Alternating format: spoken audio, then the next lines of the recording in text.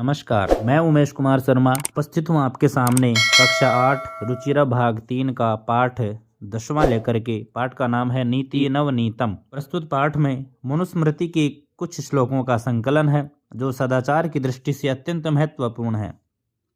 पहला श्लोक है अभिवादनशीलस्य नित्यं वृद्धोपसेविनः चत्वारि तस्य वर्धन्ते आयुर्विद्या यशो बलम्।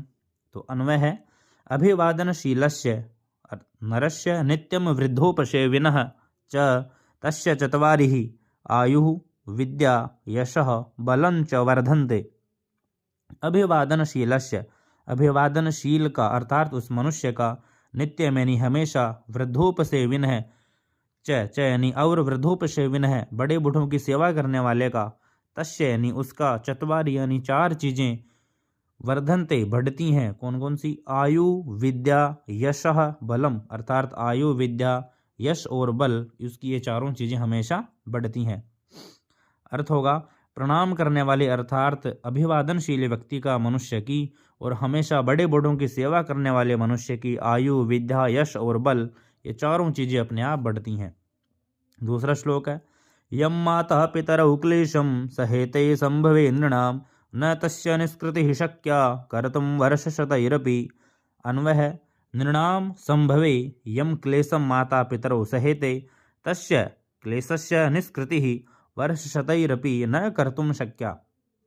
नृणाम संभवे, मनुष्य को जन्म देने में, यम यानी जिस, क्लेशम दुख को, माता पितरौ माता और पिता, सहेते सहते हैं, तस्य उसका अर्थात क्लेशस्य उस क्लेश को, निष्कृति उसका निराकरण, वर्ष शतैरपि 100 वर्ष में भी, न कर्तुम शक्या नहीं कर सकते हैं, अर्थात मनुष्य के जन्म के समय जो कष्ट उसके माता पिता सहते हैं उस कष्ट का निस्तारण 100 वर्ष में भी नहीं किया जा सकता, अर्थात उसका ऋण 100 वर्षों में भी नहीं चुकाया जा सकता।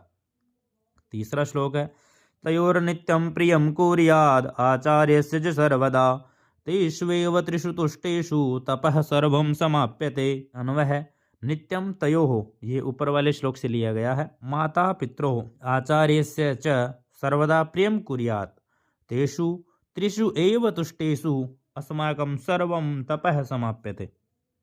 नित्यम तयोः, नित्य यानी हमेशा, तयोः उन दोनों का, अर्थात माता और पिता का, आचार्यस्य च यानी और आचार्यस्य आचार्य का, अर्थात माता पिता और गुरु का, सर्वदा यानी हमेशा, प्रियम कुर्यात भला ही करना चाहिए, अर्थात प्रिय ही करना चाहिए, तेषु त्रिषु एव तिष्ठेषु उन तीनों के संतुष्ट होने पर, अस्माकम हमारा, सर्वम तपः समाप्यते सभी तप संपूर्ण हो जाते हैं, अर्थात सभी के फल मिल जाते हैं।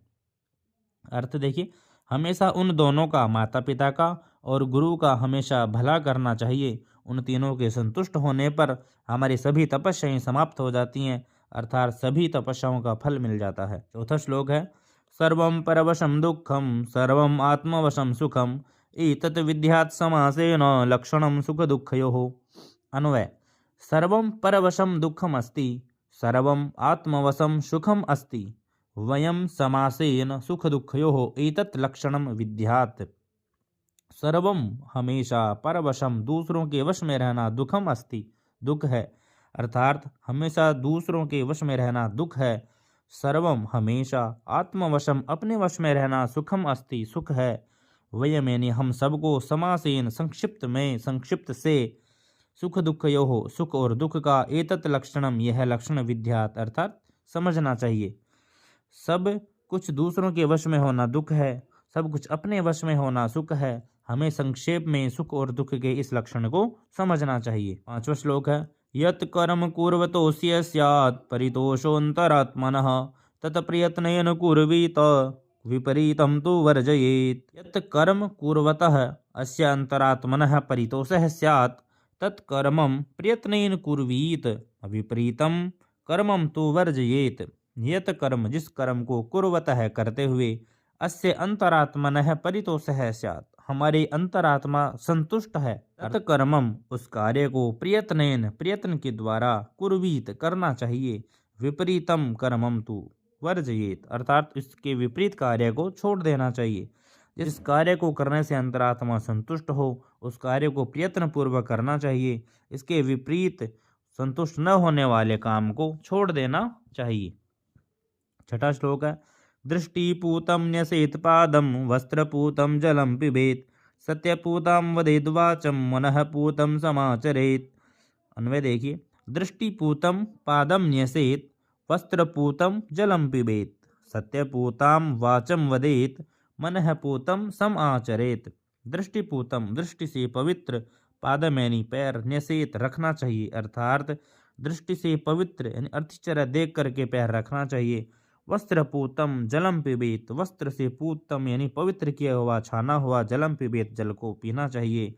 सत्यपूताम सत्य से पवित्र, वाचम यानी वाणी को वदेत बोलना चाहिए। मनः पूतम समाचरेत और मन से पवित्र आचरण को करना चाहिए। अर्थ देखिए, दृष्टि से पवित्र अर्थात अच्छी तरह देख करके पैर रखना चाहिए। वस्त्र से पवित्र छाना हुआ जल पीना चाहिए। सत्य से पवित्र वाणी को बोलना चाहिए और मन से पवित्र आचरण को करना चाहिए। यह है पाठ हमारा नीति नवनीतम।